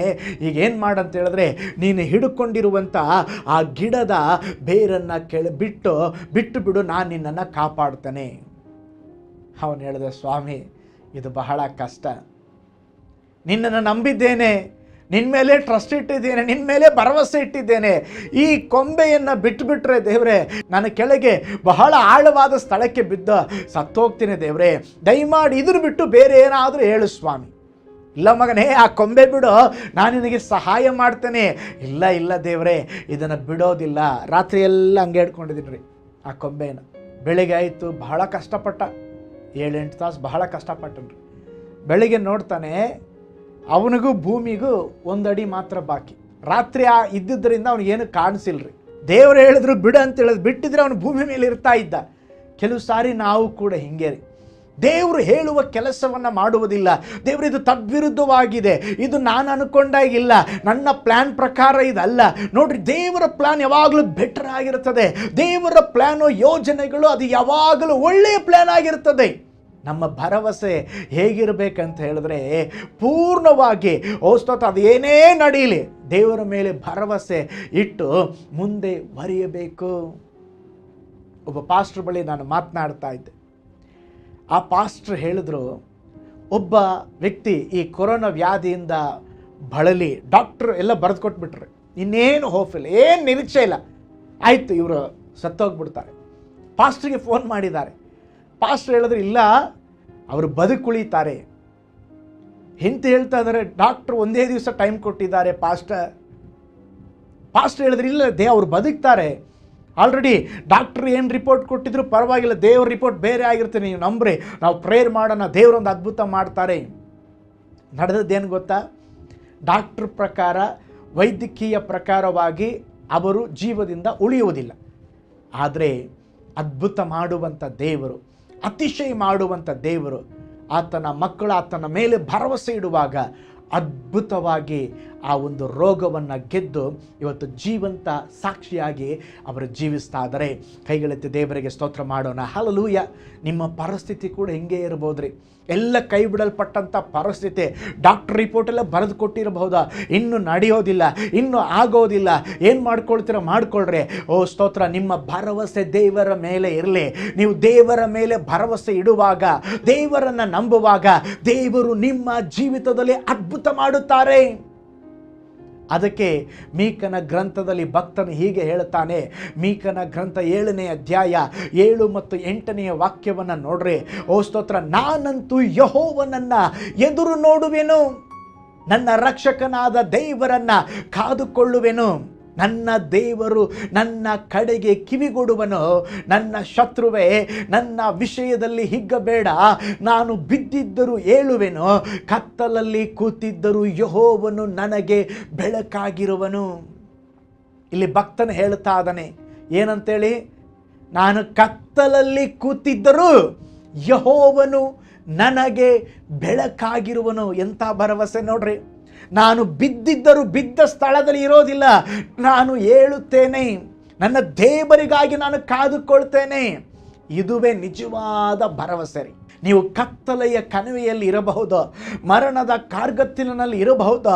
ಆ ಕತ್ತಲೆಯ ಮಧ್ಯದಲ್ಲಿ ಕೂಡ, ಏನು ಇಲ್ಲದ ಅನುಭವದ ಮಧ್ಯದಲ್ಲಿ ಕೂಡ ಯೇಸುವನ್ನು ನಂಬಿ ಪೂರ್ಣ ಭರವಸೆಯಿಂದ ಇರುವುದೇ ನಿಜವಾದ ಭರವಸೆಯಾಗಿದೆ. ಎಲ್ಲ ಕಳೆದುಕೊಂಡು ಏನು ನಿರೀಕ್ಷೆ ಇಲ್ಲದಿರುವಾಗ ಯೋಬನು ಹೇಳುತ್ತಾ ಇದ್ದಾನೆ, ನನ್ನ ವಿಮೋಚಕನು ಜೀವಿಸುತ್ತಾ ಇದ್ದಾನೆ. ಹಬಕ್ಕೂಕನು ಹೇಳುತ್ತಾನೆ 3ನೇ ಅಧ್ಯಾಯ ಹಬಕ್ಕೂಕ 3:17 ಮತ್ತು 18. ಅವನ ಭರವಸೆ ನೋಡ್ರಿ ಹೇಗಿದೆ ಅಂದರೆ, ಅವನು ಹೇಳುತ್ತಾನೆ, ಅಂಜೂರವು ಚಿಗುರದಿದ್ದರು, ದ್ರಾಕ್ಷಾಲತೆಗಳಲ್ಲಿ ಹಣ್ಣು ಸಿಕ್ಕದಿದ್ದರು, ಎಣ್ಣೆ ಮರಗಳ ಉತ್ಪತ್ತಿಯು ಶೂನ್ಯವಾದರು, ಹೊಲ ಗದ್ದೆಗಳು ಆಹಾರವನ್ನು ಕೊಡದೆ ಹೋದರು, ಹಿಂಡು ಹಟ್ಟಿಯೊಳಗಿಂದ ನಾಶವಾದರು, ಮಂದೆಯು ಕೊಟ್ಟಿಗೆಗೊಳಗೆ ಇಲ್ಲದಿದ್ದರು, ನಾನು ಯೆಹೋವನಲ್ಲಿ ಉಲ್ಲಾಸಿಸುವೆನು, ನನ್ನ ರಕ್ಷಕನಾದ ದೇವರಲ್ಲಿ ಆನಂದಿಸುವೆನು, ಕರ್ತನಾದ ಯೆಹೋವನೇ ನನ್ನ ಬಲ. ನೋಡ್ರಿ, ಇದುವೇ ಭರವಸೆ ಅಂತ ಹೇಳೋದ. ಏನು ನಡೀತದೆ ನಡೀಲಿ, ಏನು ಆಗ್ತದೆ ಆಗಲಿ. ನನ್ನ ಜೀವನದಲ್ಲಿ ಪ್ರಾಬ್ಲಮ್ಗಳು ಬಂದಿರಬಹುದು, ನನ್ನ ಜೀವನದಲ್ಲಿ ಸವಾಲುಗಳು ಬಂದಿರಬಹುದು. ಸ್ತೋತ್ರ, ನಾನು ಸೋತು ಹೋಗೋದಿಲ್ಲ, ನಾನು ದೇವರನ್ನು ನಂಬುತ್ತೇನೆ, ನಾನು ದೇವರ ಮೇಲೆ ಭರವಸೆ ಇಡುತ್ತೇನೆ. ನನ್ನ ದೇವರು ನನಗಾಗಿ ಎಲ್ಲವನ್ನ ಮಾಡಿ ಮುಗಿಸುವನು. ನನ್ನನ್ನು ಕಾಣುವ ನೋಡುವ ಎಲ್ರೋಹಿ ದೇವರು ತಕ್ಕ ಸಮಯದಲ್ಲಿ ನನಗೆ ಅದ್ಭುತವನ್ನು ಮಾಡುವರು. ಯೆಹೋವ ಈರೆಯಾದಂಥ ದೇವರು ತಕ್ಕ ಸಮಯದಲ್ಲಿ ಒದಗಿಸುವನು ಎಂಬಂಥ ಒಂದು ನಂಬಿಕೆ ನಿಮಗಿರುವುದಾದರೆ, ಒಂದು ಭರವಸೆ ನಿಮಗಿರುವುದಾದರೆ, ನಿಮ್ಮ ಜೀವನದಲ್ಲಿ ದೇವರು ಒಂದು ಅದ್ಭುತವನ್ನು ಮಾಡುತ್ತಾರೆ. ಕೈಗಳೆತ್ತಿ ದೇವರಿಗೆ ಸ್ತೋತ್ರ ಮಾಡೋಣ. ಹಲ್ಲೆಲೂಯಾ. ದಾನಿಯೇಲನ ಗ್ರಂಥ 3ನೇ ಅಧ್ಯಾಯ 16ರಿಂದ 18ನೇ ವಾಕ್ಯ ನೋಡ್ರಿ. ಶದ್ರಕ್, ಮೆಷಕ್, ಅಬೇದನಗೋ ಅವರು ರಾಜನಿಗೆ ಹೇಳ್ತಾ ಇದ್ದಾರೆ, ಅರಸೇ, ನಾವು ಸೇವಿಸುವ ದೇವರಿಗೆ ಚಿತ್ತವಿದ್ದರೆ ಆತನು ಧಗಧಗನೆ ಉರಿಯುವ ಆವಿಯೊಳಗಿಂದ ನಮ್ಮನ್ನ ಬಿಡಿಸಬಲ್ಲನು. ಚಿತ್ತವಿಲ್ಲದಿದ್ದರೂ ರಾಜನೇ, ಇದು ನಿನಗೆ ತಿಳಿದಿರಲಿ, ನಾವು ನಿನ್ನ ದೇವರುಗಳನ್ನು ಸೇವಿಸುವುದಿಲ್ಲ, ನೀನು ನಿಲ್ಲಿಸಿದ ಬಂಗಾರದ ಪ್ರತಿಭೆಯನ್ನ ಪೂಜಿಸುವುದಿಲ್ಲ. ಪ್ರೀತಿಯುಳ್ಳ ದೇವ ಮಕ್ಕಳೇ, ಅಲ್ಲಿ ಶದ್ರಕ್ ಮೇಷಕ್ ಅಬೇದ್ನೆಗೋ ಹೇಳ್ತಾ ಇದ್ದಾರೆ, ನಮಗೆ ಒಂದು ಭರವಸೆ ಇದೆ, ನಮ್ಮ ದೇವರು ಕಾಪಾಡ್ತಾರೆ, ನಮ್ಮ ದೇವರು ಒಂದು ಅದ್ಭುತ ಮಾಡೇ ಮಾಡ್ತಾರೆ. ಒಂದು ವೇಳೆ ಮಾಡಿದ್ರು ಮಾಡದೇ ಇದ್ದರೂ ಕೂಡ ನಾವು ಮಾತ್ರ ನಂಬಿದ ದೇವರನ್ನ ಕೈ ಬಿಡುವುದಿಲ್ಲ. ನಮ್ಮ ದೇವರ ಮೇಲೆ ಇಟ್ಟಂತ ಭರವಸೆ, ಅವರು ಹೇಳಿದ ಮಾತುಗಳನ್ನು ನಾವು ಮೀರುವುದಿಲ್ಲ ಎಂಬುದಾಗಿ ಧೈರ್ಯವಾಗಿ ಉತ್ತರ ಕೊಡುತ್ತಾ ಇದ್ದಾರೆ. ಇದುವೇ ನಿಜವಾದಂಥ ಭರವಸೆ. ಪ್ರೀತಿಯುಳ್ಳ ದೇವ ಜನರೇ, ನಿಮಗೆ ಯಾವುದೋ ಒಂದು ರೋಗ ಬಂದಿರುವುದಾದರೆ ನೀವು ಡಾಕ್ಟರ್ ಬಳಿ ಹೋಗ್ತೀರಾ, ಅವ್ರು ಯಾವುದೋ ಒಂದು ಔಷಧಿ ಕೊಡ್ತಾರೆ, ಆ ಔಷಧಿ ಯಾವುದು ನಿಮಗೆ ಗೊತ್ತಿಲ್ಲ, ಆದರೂ ಕೂಡ ನೀವು ಔಷಧಿಯನ್ನು ತೆಗೆದುಕೊಳ್ತೀರಾ. ನಿಮಗೊಂದು ಭರವಸೆ, ಡಾಕ್ಟರ್ ಬರೆದು ಕೊಟ್ಟಿದ್ದಾರೆ, ಸರಿಯಾಗತ್ತೆ, ಎಲ್ಲ ಸರಿ ಹೋಗುತ್ತೆ. ಅದೇ ವಿಧದಲ್ಲಿ ಈ ದಿನ ನಮ್ಮ ದೇವರನ್ನು ನಂಬಬೇಕಾಗಿದೆ. ನಿಮ್ಮ ಜೀವಿತದಲ್ಲಿ ಯಾವುದೇ ಇಕ್ಕಟ್ಟುಗಳಿದ್ದರೂ, ಬಿಕ್ಕಟ್ಟುಗಳಿದ್ದರು, ಪರಿಸ್ಥಿತಿಗಳು ಕೈ ಮೀರಿ ಹೋಗಿದ್ದರು, ಮಾರ್ಗ ಕಾಣದೇ ಇದ್ದರು, ಕತ್ತಲಮಯ ಒಂದು ಅನುಭವದಲ್ಲಿ ಇರುವುದಾದರೂ ಇವತ್ತು ನಾವು ದೇವರನ್ನ ನೋಡಿ ಹೇಳೋಣ, ಯೇಸುವೇ, ನಿನ್ನಲ್ಲಿ ನಾನು ಭರವಸೆ ಇಡುತ್ತೇನೆ, ನಿನ್ನನ್ನು ನಂಬುತ್ತೇನೆ, ನೀನು ಎಲ್ಲವನ್ನು ನೋಡಿಕೊಳ್ಳುವಂಥ ದೇವರು, ನನ್ನ ಜೀವನದಲ್ಲಿ ಒಂದು ಅದ್ಭುತವನ್ನು ಮಾಡು ಸ್ವಾಮಿ. ದೇವರೇ, ನಾನು ಎದುರು ನೋಡುತ್ತಾ ಇದ್ದಾನೆ, ನಾನು ಕಾಯುತ್ತಾ ಇದ್ದಾನೆ, ನನ್ನ ಭರವಸೆ ನಿನ್ನಲ್ಲಿ ಮಾತ್ರ ಎಂಬುದಾಗಿ ದೇವರನ್ನು ದೃಷ್ಟಿಸಿರಿ. ನಿಶ್ಚಯವಾಗಿ ದೇವರು ನಿಮ್ಮ ಜೀವಿತದಲ್ಲಿ ಅದ್ಭುತಗಳನ್ನು ತೋರಿಸುತ್ತಾರೆ. ಹಾಗಿರುವುದಾದರೆ ಇವತ್ತು ಪೂರ್ಣವಾಗಿ ಸಂದೇಶದಲ್ಲಿ ನಾನು ಹೇಳಿದ ಒಂದೇ ಒಂದು ಮಾತು, ಅನೇಕ ವಾಕ್ಯಗಳನ್ನು ಓದಿಕೊಂಡೆವು. ಏನಂದರೆ, ನಾವು ದೇವರನ್ನು ಮೇಲೆ ಭರವಸೆ ಇಡಬೇಕು, ಪೂರ್ಣವಾಗಿ ದೇವರನ್ನ ಭರವಸೆ ಇಡಬೇಕು. ಓ ಸ್ತೋತ್ರ, ಏನೇ ನಡೆಯಲಿ, ಏನೇ ಆಗಲಿ, ನಮ್ಮ ಭರವಸೆ ಯೇಸು ಸ್ವಾಮಿ ಮಾತ್ರವಾಗಿರಬೇಕು. ಓ ಸ್ತೋತ್ರ. ಹಾಗಿರುವುದಾದರೆ ಇರುವ ಸ್ಥಳದಲ್ಲಿ ಎಲ್ಲರೂ ಕಣ್ಗಳನ್ನು ಮುಚ್ಚಿ, ಹಲ್ಲೆಲೂಯಾ. ನೀವಿರುವಂಥ ಪರಿಸ್ಥಿತಿ ನನಗೆ ಗೊತ್ತಿಲ್ಲ, ನೀವು ವೇದನೆಯಲ್ಲಿ ಇರಬಹುದು, ನೀವು ದುಃಖದಲ್ಲಿ ಇರಬಹುದು. ಓ ಸ್ತೋತ್ರ, ಮಾರ್ಗ ಕಾಣದೆ ನಿಮ್ಮ ಜೀವಿತದಲ್ಲಿ ಒಂದು ಕೈ ಬಿಡಲ್ಪಟ್ಟಂಥ ಒಂದು ಪರಿಸ್ಥಿತಿಯಲ್ಲಿ ಇರಬಹುದು. ಪಾಸ್ಟರ್, ನಾನು ಬಹಳ ಇಕ್ಕಟ್ಟಿನಲ್ಲಿದ್ದೇನೆ, ನಾನು ಏನು ಮಾಡಬೇಕೆಂಬುದಾಗಿ ನಾನು ಗೊತ್ತಿಲ್ಲದ ಒಂದು ಪರಿಸ್ಥಿತಿಯಲ್ಲಿ ಇದ್ದೇನೆ, ನಾನು ಏನು ಮಾಡಬೇಕೆಂಬುದಾಗಿ ಗೊತ್ತಾಗದೆ ನಾನು ಬಹಳ ಗಲಿಬಿಲಿಗೆ ಒಳಗಾಗಿದ್ದೇನೆಂಬಂಥ ಒಂದು ಪರಿಸ್ಥಿತಿಯಲ್ಲಿ ಇರಬಹುದು. ದೇವರು ಹೇಳುತ್ತಾ ಇದ್ದಾರೆ, ನಿಮ್ಮನ್ನು ನೋಡಿ ಹೇಳುತ್ತಾ ಇದ್ದಾರೆ, ಇವತ್ತು ಸ್ತೋತ್ರ, ಕೆಲವರ ಜೊತೆಯಲ್ಲಿ ದೇವರು ಮಾತನಾಡಿದ್ದಾರೆ, ಕೆಲವು ಕುಟುಂಬಗಳ ಜೊತೆಯಲ್ಲಿ ದೇವರು ಮಾತನಾಡಿದ್ದಾರೆ. ಹಲ್ಲೆಲೂಯಾ. ನೀವು ಮನುಷ್ಯರ ಮೇಲೆ ಭರವಸೆ ಇಡಬಾರದು, ಈ ಲೋಕದ ಕಾರ್ಯಗಳ ಮೇಲೆ ಭರವಸೆ ಇಡಬಾರದು. ಓ ಸ್ತೋತ್ರ, ನಮಗೆ ಹಾಗೆ ಎಲ್ಲವನ್ನ ಮಾಡುವ, ನಮ್ಮ ಜೀವನದಲ್ಲಿ ಅದ್ಭುತವನ್ನ ಮಾಡುವಂತ ದೇವರ ಮೇಲೆ ಮಾತ್ರ ಭರವಸೆ ಇರಲಿ. ಎಲ್ಲರೂ ಹೇಳ್ರಿ ಹಲ್ಲೆಲೂಯಾ. ಸಾಧ್ಯವಾದರೆ ನೀವು ಕುಟುಂಬವಾಗಿ ಇದನ್ನು ವೀಕ್ಷಿಸ್ತಾ ಇರೋದಾದರೆ, ಓ ಸ್ತೋತ್ರ, ಇರುವ ಸ್ಥಳಗಳ ಮಧ್ಯದಲ್ಲಿ ಬಲಗೈಯನ್ನು ಮೇಲಕ್ಕೆತ್ತಿ ಹೇಳಿ, ಸ್ವಾಮಿ, ನಾನು ನಿನ್ನಲ್ಲಿ ಭರವಸೆ ಇಡುತ್ತೇನೆ. ನನ್ನ ರೋಗದ ಮಧ್ಯದಲ್ಲಿ ಕೂಡ, ನನ್ನ ಸಾಲದ ಮಧ್ಯದಲ್ಲಿ ಕೂಡ, ನನ್ನ ಇಕ್ಕಟ್ಟಿನ ಪರಿಸ್ಥಿತಿಯಲ್ಲಿ ಕೂಡ ಏನು ಮಾಡಬೇಕೆಂಬುದಾಗಿ ದೇವರೇ, ನನ್ನ ಭವಿಷ್ಯವೇ ದೇವರೇ ಒಂದು ಅಂಧಕಾರದ ಒಂದು ಕತ್ತಲಮಯವಾಗಿದೆ, ಆದರೂ ನಾನು ನಿನ್ನನ್ನು ನಂಬುತ್ತೇನೆ, ಆದರೂ ನಿನ್ನಲ್ಲಿ ಭರವಸೆ ಇಡುತ್ತೇನೆ ಎಂಬುದಾಗಿ ಹೇಳ್ರಿ. ಪೂರ್ಣವಾಗಿ ದೇವರನ್ನ ಮೇಲೆ ಭರವಸೆ ಇಡ್ರಿ. ಹಲ್ಲೆಲೂಯಾ. ಓ ಸ್ತೋತ್ರ. ದೇವರಲ್ಲಿ ಭರವಸೆ ಇಡುವವನು ಧನ್ಯನು. ದೇವರು ಅವನ ಜೀವನವನ್ನು ಮಾನಿಸುತ್ತಾರೆ, ಅವನ ಜೀವನದಲ್ಲಿ ತಕ್ಕ ಸಮಯದಲ್ಲಿ ಒಂದು ಬಿಡುಗಡೆಯನ್ನು ಕೊಡುತ್ತಾರೆ. Hallelujah, hallelujah. ಹೇಳಿ, ದೇವರೇ, ನನ್ನ ಹಣದ ಮೇಲೆ ಅಲ್ಲಪ್ಪ, ನನ್ನ ಸಾಮರ್ಥ್ಯದ ಮೇಲೆ ಅಲ್ಲ, ನನಗೆ ಕೆಲಸದ ಮೇಲೆ ಅಲ್ಲ, ನನ್ನ ಭರವಸೆ ನಿಮ್ಮ ಮೇಲೆ ಇರುವುದಕ್ಕೆ ಸಹಾಯ ಮಾಡ್ರಿ. ಸತ್ಯ ವೇದದ ಮಧ್ಯ ಭಾಗ ನಮಗೆ ನೆನಪಿಗೆ ತರುತ್ತದೆ, ಮನುಷ್ಯರಲ್ಲಿ ಭರವಸೆ ಇಡಬೇಡ್ರಿ, ನೀವು ಪ್ರಭುಗಳಲ್ಲಿ ಭರವಸೆ ಇಡಬೇಡ್ರಿ, ದೇವರಲ್ಲಿ ಭರವಸೆ ಇಡ್ರಿ, ದೇವರಲ್ಲಿ ಭರವಸೆ ಇಡ್ರಿ. ಓ ಸ್ತೋತ್ರ. ಈ ದಿನಗಳಲ್ಲಿ ಅನೇಕ ಸುದ್ದಿಯನ್ನು ಕೇಳಿಸಿಕೊಳ್ಳುತ್ತಾ ಇದ್ದೇವೆ, ಭಯದ ವಾತಾವರಣದ ಮಧ್ಯದಲ್ಲಿ ಜೀವಿಸುತ್ತಾ ಇದ್ದೇವೆ, ಯಾವ ಸಮಯದಲ್ಲಿ ಏನು ನಡೆಯುತ್ತಾ ಎಂಬುದಾಗಿ ಗೊತ್ತಿಲ್ಲದೊಂದು ಪರಿಸ್ಥಿತಿಯಲ್ಲಿ ಇದ್ದೇವೆ.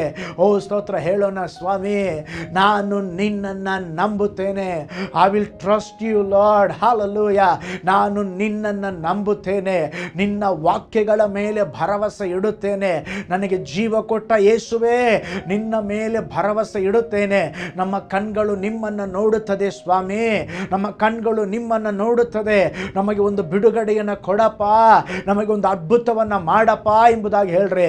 ನಿಶ್ಚಯವಾಗಿ ನಿಮ್ಮ ಜೀವಿತದಲ್ಲಿ ಬಿಡುಗಡೆಯನ್ನು ಪಡೆದುಕೊಳ್ಳುವಿರಿ. ಓ ಸ್ತೋತ್ರ ಸ್ತೋತ್ರ ಸ್ತೋತ್ರ ಸ್ತೋತ್ರ ಸ್ತೋತ್ರ ರಾಜ.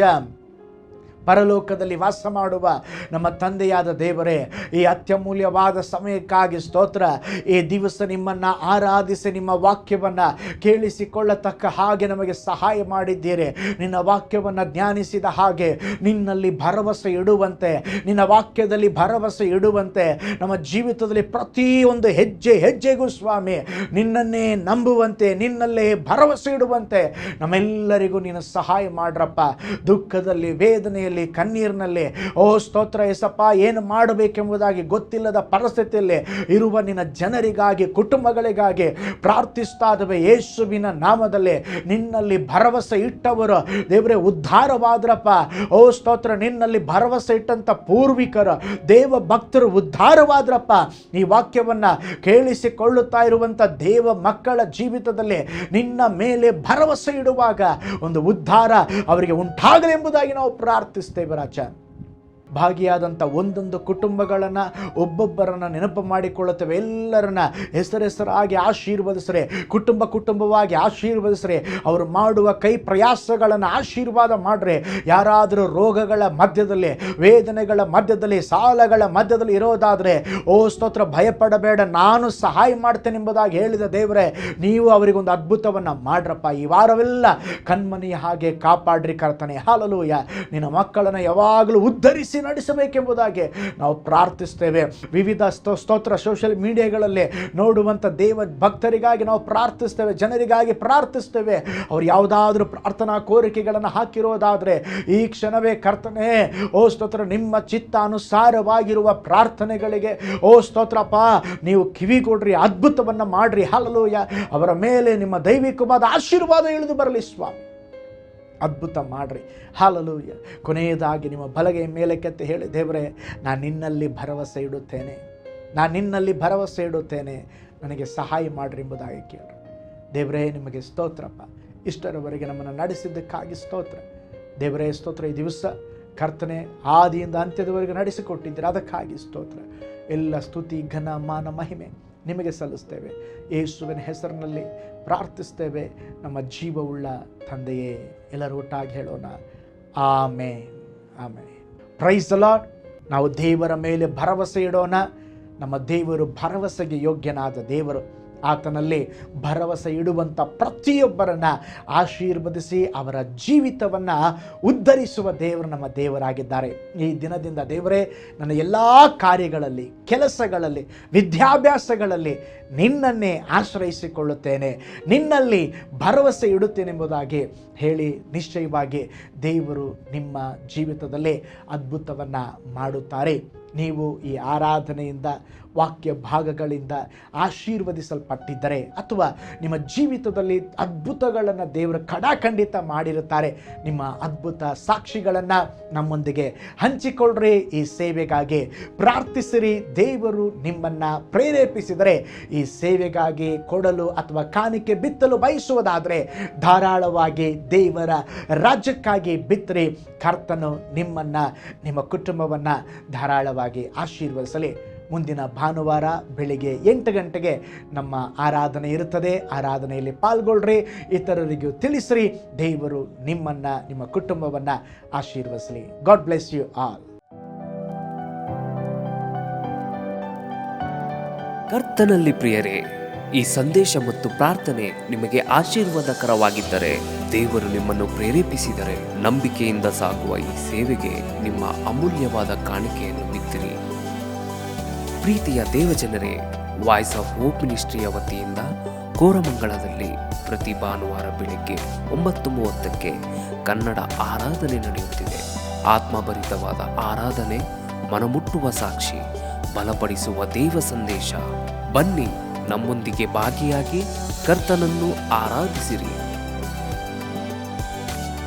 ನೂತನ ತಿಂಗಳ ಆಶೀರ್ವಾದ ಕೂಟ ಪ್ರತಿ ತಿಂಗಳು ಮೊದಲ ದಿನ ಸಂಜೆ 7 ಗಂಟೆಗೆ.